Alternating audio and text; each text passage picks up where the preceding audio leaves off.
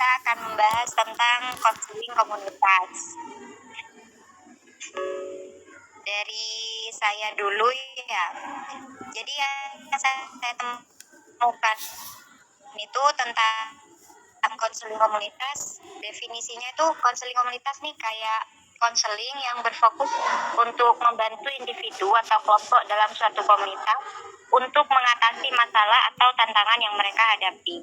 Nah, konseling komunitas ini bertujuan supaya anggota dalam komunitas dapat berpikir cerdas dan kreatif dalam kegiatan komunitas, terutama saat menghadapi masalah seperti stres, serta mampu menjalin hubungan komunikasi dengan lingkungan di luar komunitas. Konseling komunitas juga bertujuan memberikan bantuan bagi individu maupun kelompok masyarakat yang memerlukan layanan, bisa secara fisik dan psikologis juga.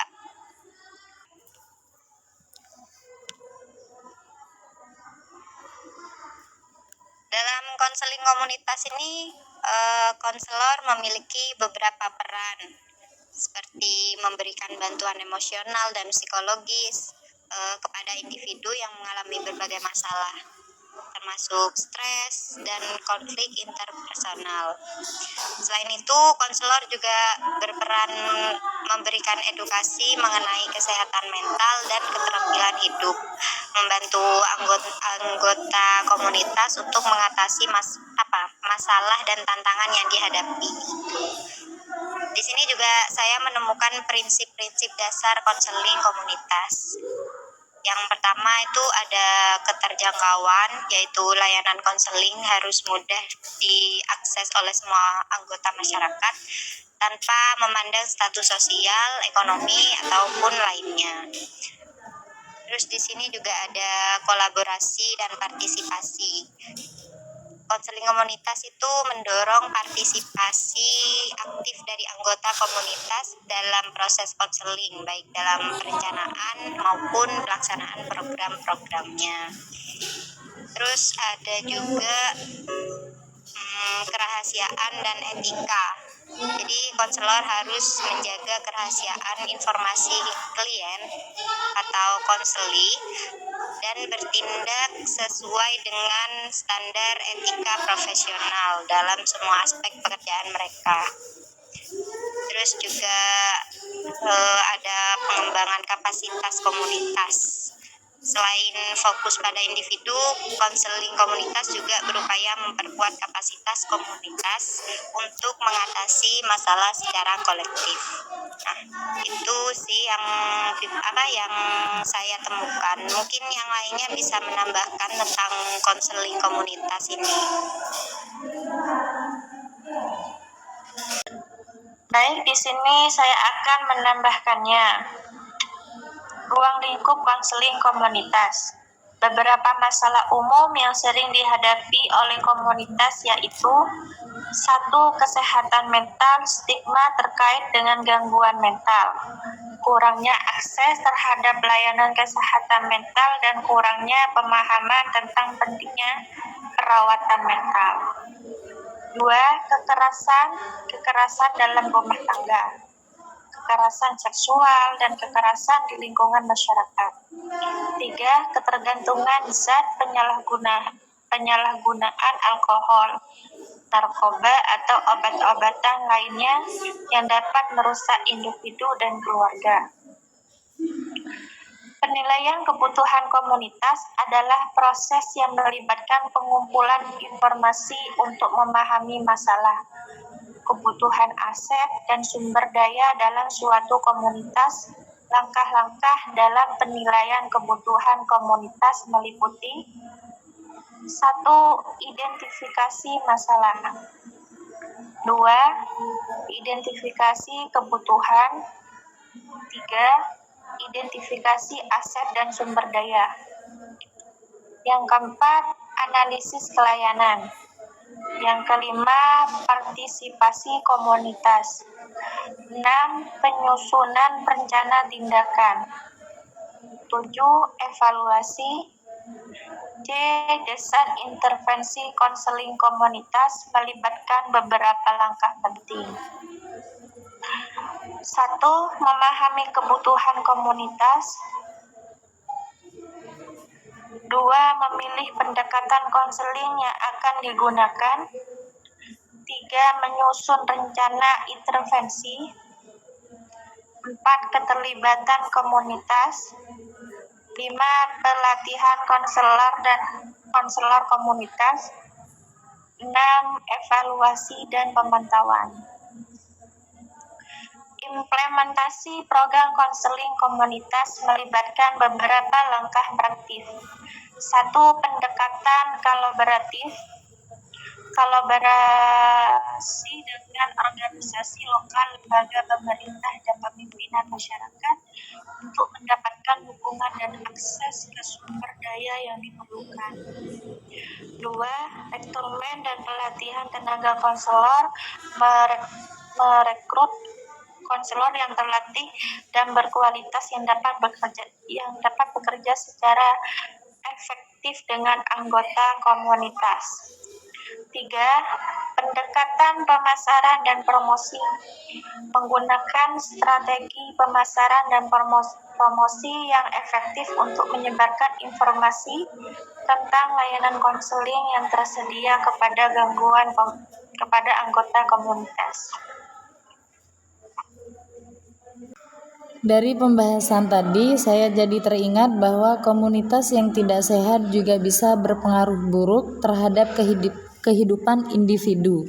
Nah, di sini juga kita bisa mengaitkan dengan konseling rehabilitasi. Saya menemukan beberapa poin tentang konseling rehabilitasi. Jadi, konseling rehabilitasi itu adalah konseling bisa diartikan upaya bantuan yang diberikan seorang pembimbing yang terlatih dan berpengalaman terhadap individu-individu.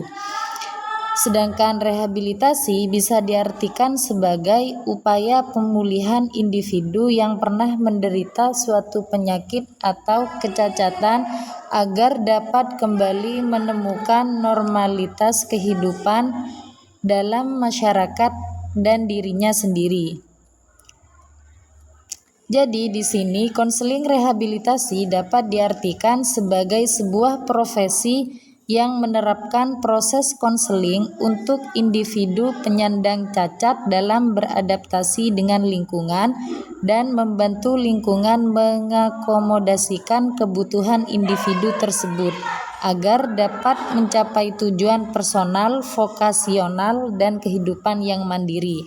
Di sini juga upaya rehabilitasi berperan dalam keluarga juga penting untuk diperhitungkan intervensinya. Hal ini penting agar keluarga terutama orang tua tidak salah kaprah. Tanpa pemahaman yang cukup, orang tua yang menghadapi anak yang seorang pecandu malah memfasilitasi sehingga anaknya tidak kunjung pulih. Cukup sekian dari saya.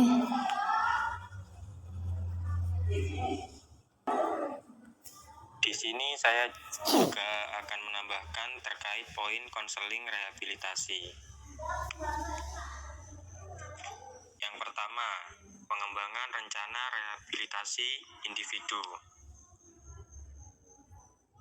Rehabilitasi adalah pemulihan kepada kedudukan atau keadaan nama baik yang dahulu. Atau rehabilitasi juga dapat diartikan sebagai perbaikan anggota tubuh yang cacat dan sebagainya atas individu.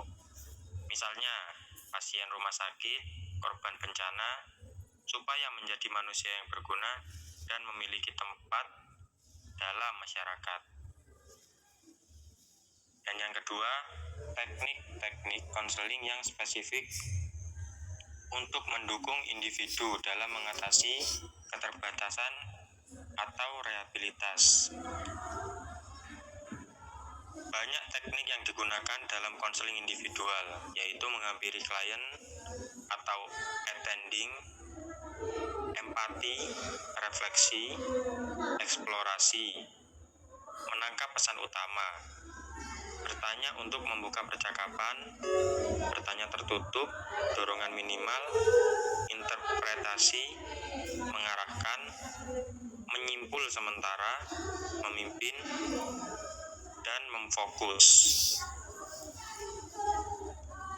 Dan yang terakhir, kerjasama dengan berbagai lembaga atau pihak terkait dalam penyediaan layanan rehabilitasi. Rehabilitasi narkotika sangat diperlukan lewat berbagai cara dan inovasi baik dari pihak luar, seperti mahasiswa maupun pegawai Badan Narkotika Nasional Republik Indonesia atau BNN RI.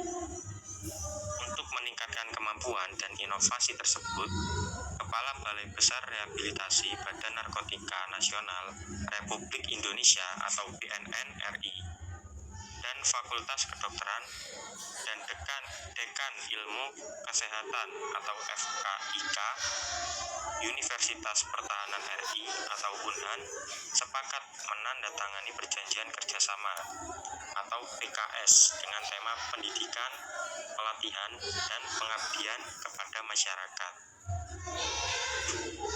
Mungkin itu saja dari saya dan dari teman-teman. Mungkin ada yang ingin menyimpulkan dari materi hari ini.